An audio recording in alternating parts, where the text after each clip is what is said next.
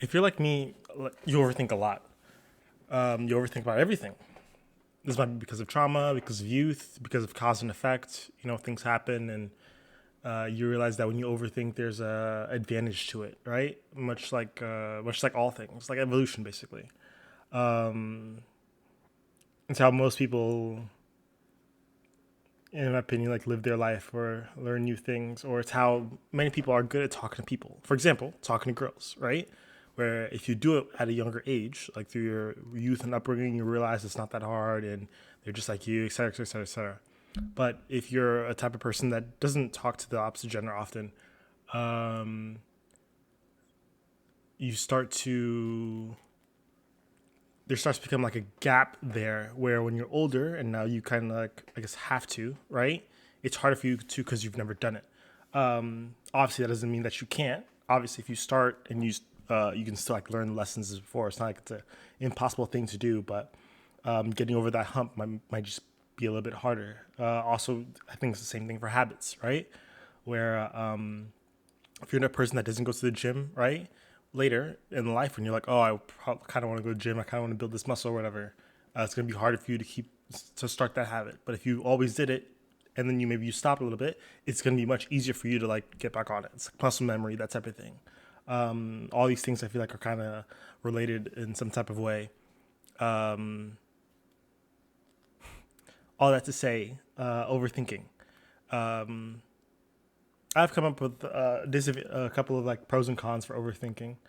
Um, and I guess I want to start with the disadvantages because most of the time when someone asks like good or bad news, I say bad news first. You take longer to make decisions, that's for sure.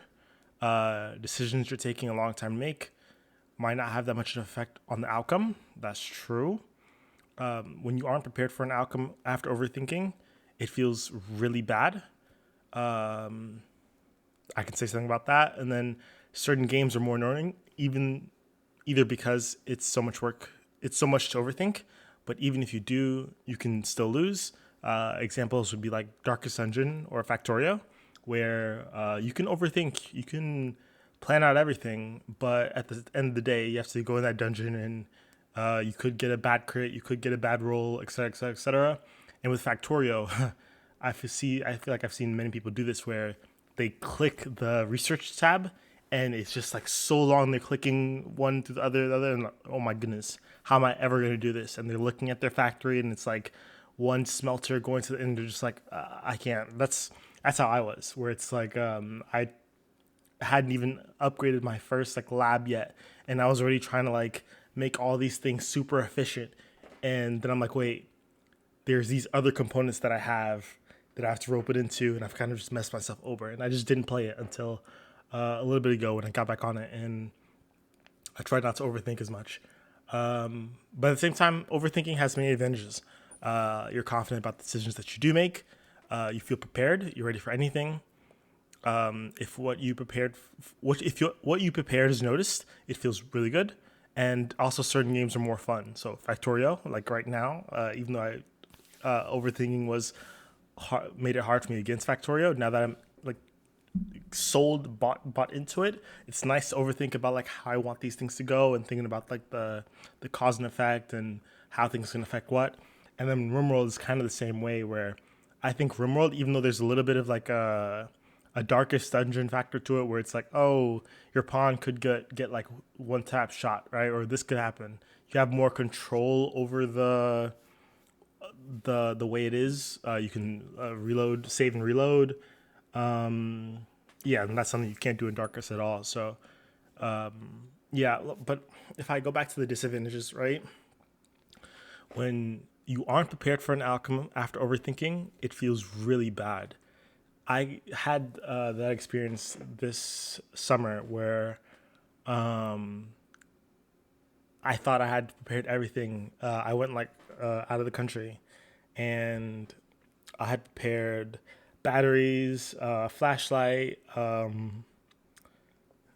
towel just in case, bug spray, first aid kit. Like I had everything. I looked up like everything you need for going out, and they even gave us a list like, oh, you can be going here.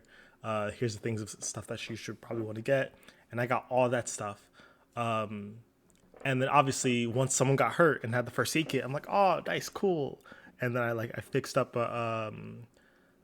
their wound, and I felt like really good about that, right?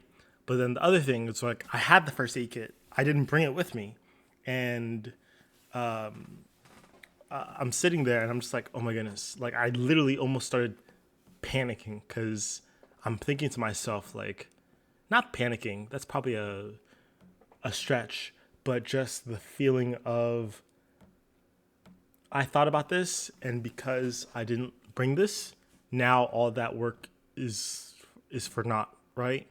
Or yeah, I left my charger back at home, and that's like super important.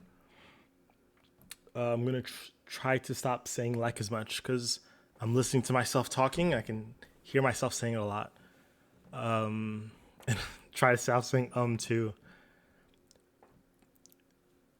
I think that you're more confident about the decisions you do make is definitely true. Where, but it's like a two-sided coin or double-edged sword, where you can be confident, but you're still thinking about the other decisions that you could make, right? Or I did it again. Or the pros and cons of this decision that you did make. And that's just a deeper level of overthinking.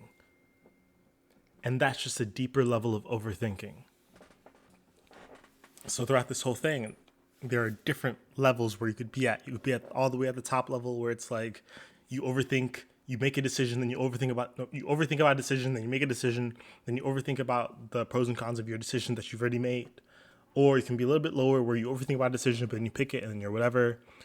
Or all the way at the bottom where it's like, yeah, I'm just gonna pick a decision and go with it. And I think the first two things that I said when it came to disadvantages are what I would hope someone tries to focus on, where is decisions you've taken a long time to make might not have much effect on the outcome. You can do whatever you want to do, right? But there's only so many things you can control. So just making a decision, being confident with it, accepting the faults that come along with it, and just moving forward is way better than overthinking so much that sometimes you don't even make a decision. Or because you want both pros, you end up getting both cons. That's something I've learned recently where no matter how hard you fight to save both sides, most of the time, if you don't commit to one, you're going to lose both, which sucks more than anything. I think I overthink about a lot. People, relationships, financial decisions, work, working with coworkers, thinking like, oh, I said this thing. I wonder how they felt about that. And then I'll overthink about that the entire day until I see them next. And then like we're still chill. Obviously videos. And I think videos are one thing where it's like, I can overthink about a thumbnail. I can overthink about the audio and the way I sound. But if I don't pump the video out, I'm gonna get stun locked, right? The next video might not do good, but the one after that might do good. Or the 10 videos after that might do well. Or the 120, 30, 100 videos after that, that might be a 1 mil video right there. But because I'm stuck so much on this one, I'm halting that progress until I get to the good one.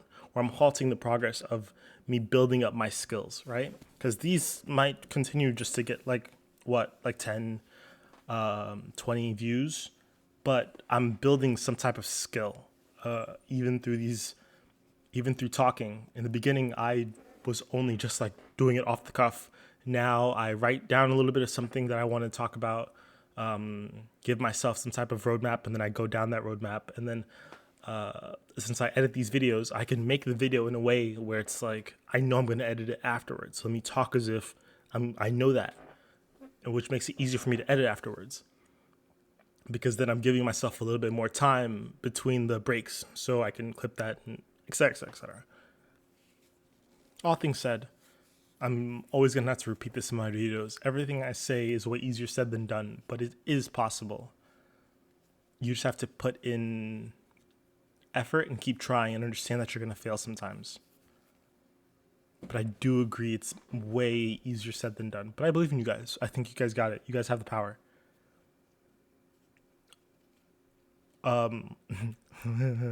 No one usually gets to this end of the video, so what are we gonna do today? Okay, let's play rock paper scissors, and then you put be honest, and you put what you put in the comments. Okay. Okay. Rock paper scissors scissors. Rock paper scissors paper. Rock paper scissors paper.